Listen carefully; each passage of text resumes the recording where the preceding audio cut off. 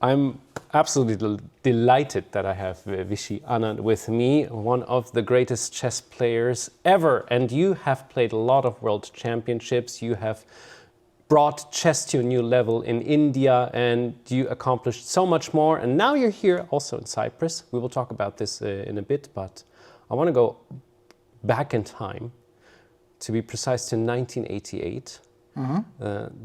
You received floppy disks from Frederick Friedel, one of the co-founders of ChessBase. And can you take us back to that moment? What did it feel like to suddenly have a database of games on a computer?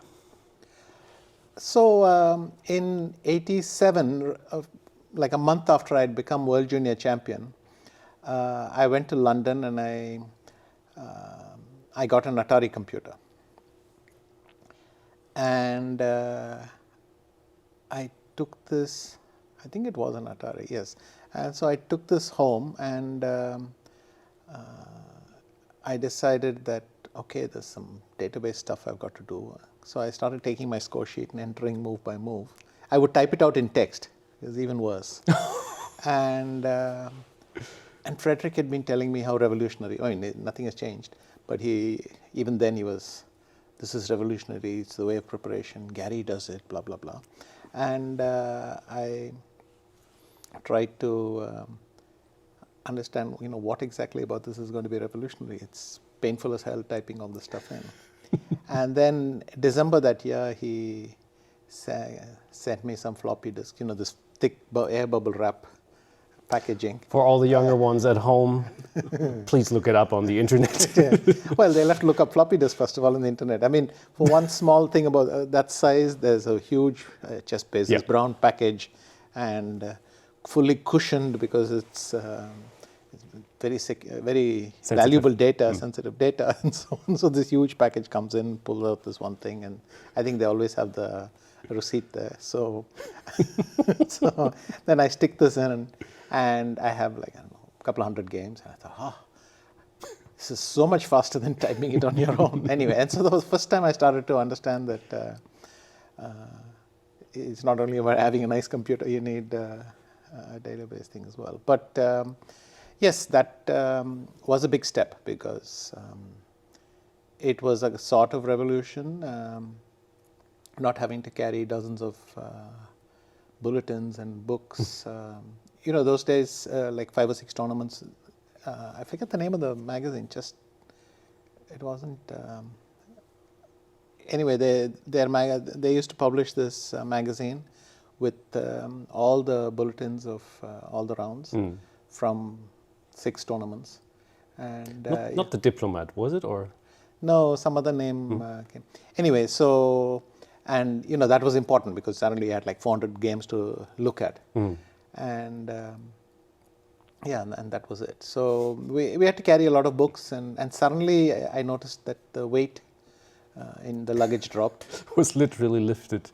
And of course, once we discovered that there were some games like, I don't know, there was pinball, there was Minesweeper, there was one more thing, then nobody used ChessBase anymore after that. It ended there. So you could waste time playing a lot. You could waste time beautifully on that. So that was the end of that. Sindarov said it's Counter-Strike for him, and back then it was Minesweeper for some other players.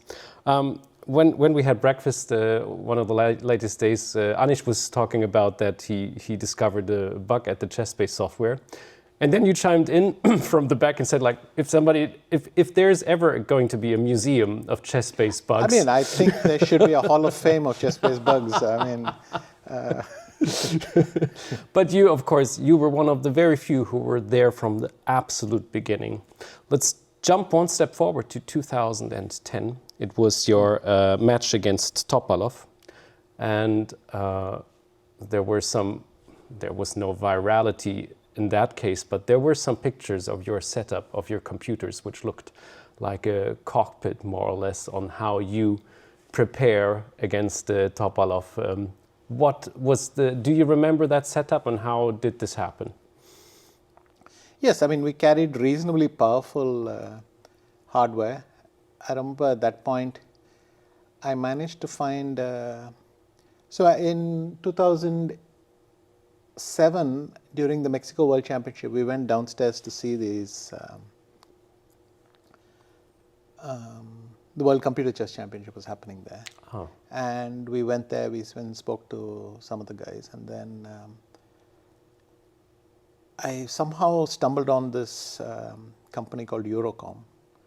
And despite the name, they were actually Canadian, I think. But they manufactured dual core laptops. So, which meant that, I mean, already I think you had one CPU and so 2 cores, but this was dual, and so my Fritz was running on 4 cores. Crazy. And I think for a few months I had this thing, and it was a nice beast. I mean, suddenly all my ChessBase searches were just going very fast, and everything was thing. So, but I mean, criminally heavy machine, and I did that for a while. But after that, I think word got around.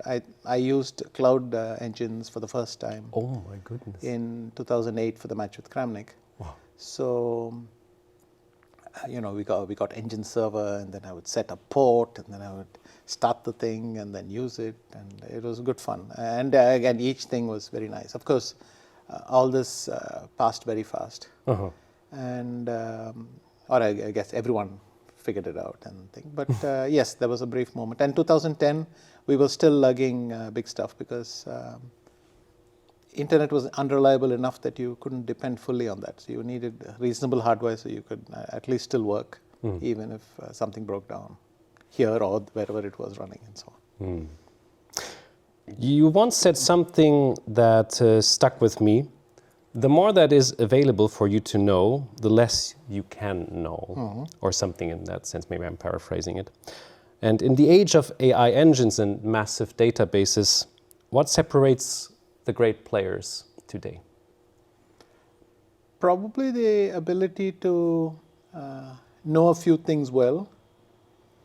It doesn't, in a sense, matter if it's right or wrong. Almost everything we think we know today will be wrong in 4 or 5 years. My work in most of the matches I played now looks childish to me when you run a modern engine on it, and a modern engine on my laptop. I'm not even talking some huge setup. So there's always that thing. But what you know, you kind of understand the when it applies, how it applies. So it's context, I think, makes stronger players. It's not because we're getting absolutely flooded, tsunami of information. But I think if you can make sense of that and okay, what you know with confidence that you can play, that makes a difference.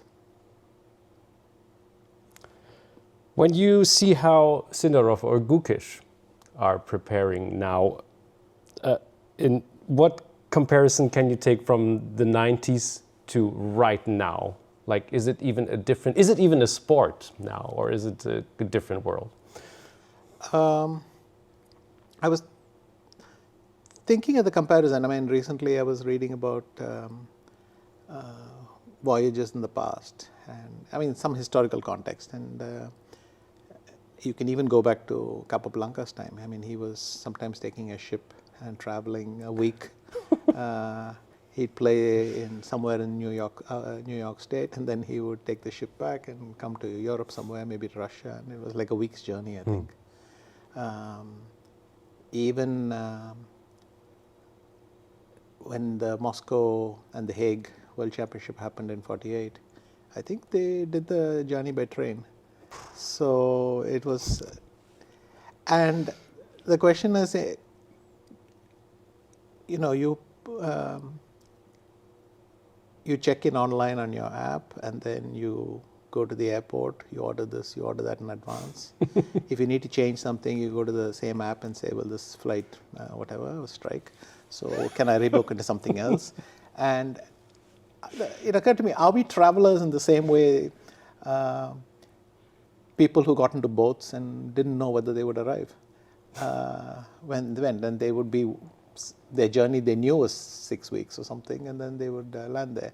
I mean, this is true in India, in Europe, wherever.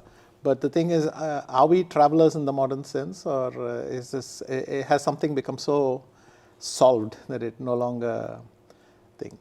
I think it is different. I mean, my experience already feels very, very different from this. It felt like there was so much more uncertainty. There still is uncertainty, but it's at a new higher plane. And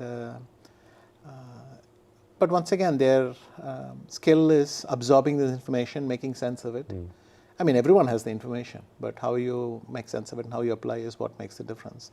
So Sindarov and Gukesh, very much modern thing. I mean, in the sense that they've not had to discard anything. They've never known anything else than this world. And in a sense, they are natives for the time we live in. Whereas with me or someone in my generation, there's always a bit of, but this is what I knew then, does it still apply now? And you're checking something that probably the younger generation doesn't even, it doesn't even know that the question exists. Oh. Nice. Let's talk a little bit about those two guys. How much contact do you have with Sindarov, or did you have with Sindarov in the last years? Did you know him when he was younger, like much younger? He's young still, but... I knew of him, but it's too much to say that I knew him well. But the thing is, he was my teammate in the Global Chess League. Ah, yeah. And I got to interact with him a fair amount. And he was our wild card almost. I mean, he would just one day say, yeah, I'll go and I'm ready, I've got some idea. And I would look at his idea and say, no, that's not an idea. But anyway, he would just go to the board, he plays very confidently. And I've said this many times here as to why I picked him.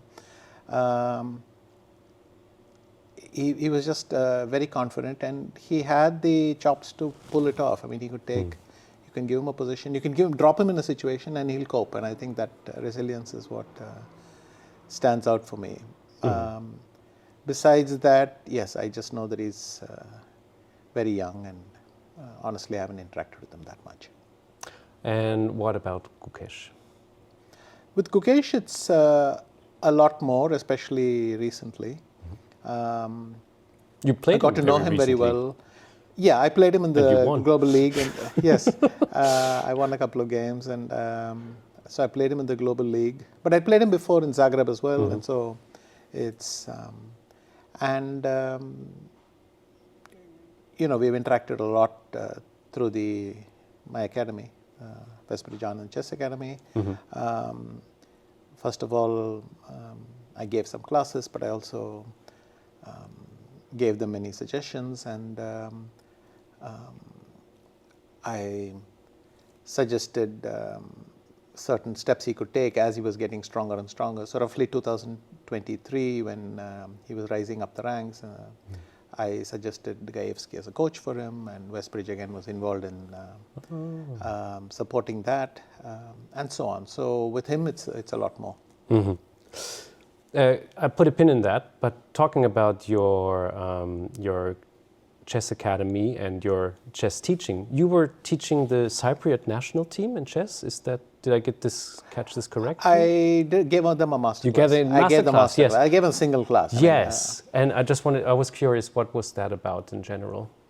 It's just part of the events I'm doing here. So I did some fan engagement, and one of the things they suggested, would you like to just give a class to the Cypriot team? And I said, okay, sure, I can show them a game. And you were analyzing, giving your thoughts and stuff like that. Right, and showing them. And, you know, maybe they take away, it's not long enough to really break everything down, but I think, you know, people intuitively take away something from any encounter engagement. So. Back to Gukesh and Sindarov, it will be the youngest world chess champion match ever. It will be two 20-year-olds, if I'm not wrong. Yes, in May, Gukesh will become 20, and yes, I guess Sindarov is... He is 20, but I'm not... Maybe at least it is one of the youngest ever. Is he younger than Gukesh? By a few months or something? Something like that, okay. Yeah. But it is going to be a very, very young candidates match. Who will win? there's always everything to play for both, and they have enough time to change what they need to change. And I think the winner will be the person who comes to that match with that little bit extra, better prepared, better frame of mind, simply better attitude, and all these things will matter. I mean, on paper right now, you have to say that the momentum is overwhelmingly for Sindarov, and probably most people will pick Sindarov as their favorite. But having said that, I think Gukesh has. He shouldn't forget that he was where Sindarov is now 2 years ago. I mean, 24, he looked pretty awesome. I mean, he qualified in Toronto, then he won in. He won the gold medal for India in the Olympiad. So he was on a pretty big run as well then, rising up very fast and so on. If he can jig himself, figure out what's happening and where he wants to be, then I think in terms of potential, he has every right to aspire to win. So this is one of the most interesting points to me. How many World Chess Championships have you played in total? Was it? So the match with Gary, then the shorter match with Karpov, the knockouts in Delhi, which I won. Yes. Then the tournament in Mexico, the double round, and then 4 matches. It's 5. Then. So 5 matches in total. So if you want to compare apples to apples, then I played 5 matches, and for the World Championship, and obviously candidates matches and other things around as well. Another thing, exactly, yeah. So I'm looking at the last couple of years, what happened. Magnus said that's it for him. There's too much stress involved in all of this. It's not worth it. Then Ding Liren won, and there was a hole. He fell almost down into it, and the preparation, he said, took a massive toll. And even Gukesh also had a little stronger decline in the last year after winning the World Chess Championship. Comparing to, you've played 5 at least World Chess Champion matches. What has changed compared to the pressure the players are having now? Or did nothing change? Was it just a different type of character? I think computers leave very little space for. I mean, even when we were using computers and quite heavily, they always felt like there was some space left for us to continue playing and so on. But nowadays, the analysis, the horizon for the computer goes further and further, and sometimes the line is solved by then. And what you have, so this is the reason why people are now mining all sorts of unusual moves and. Trying to let surprise value do what the computer no longer allows you to do. I think most people accept that if your opponent has prepared the exact same line that you prepared today, you're not going to get a lot of space. But people try funnier and funnier moves on thing, and basically one guy is saying, well, maybe what I'm doing is unsound, but the computer's given me enough of a briefing, so to speak, that I will survive for a few moves. In the meantime, your position's healthy, but you need to know, you need to make a few choices and, throw it back to you like that. And people work on all aspects of their game. It's not only about openings. You need to know how to squeeze a lot of. Once you get into the so-called advantage, I mean, how do you take that forward? Things like that. So the approach is changing as well, but it's very hard. Even today's matches feel slightly unrecognizable to me because my experience in playing those matches was different then. I have one last question for you, because you are just an absolute expert of ChessBase after all. You started with it and you're still using it. Can you give an advice to the viewers, who are hopefully most of them are ChessBase users? What is one of the best things you can do with ChessBase? How to work with it through all the years? What's your experience? Well, it's nice of you. I think I was probably more of an expert before than I am now. Sure, of course, yeah. But I think for me, what is really nice is to be able to search with the criteria. So if you're looking for a certain kind of structure and you want to think, well, what similar examples can I use to understand this position better?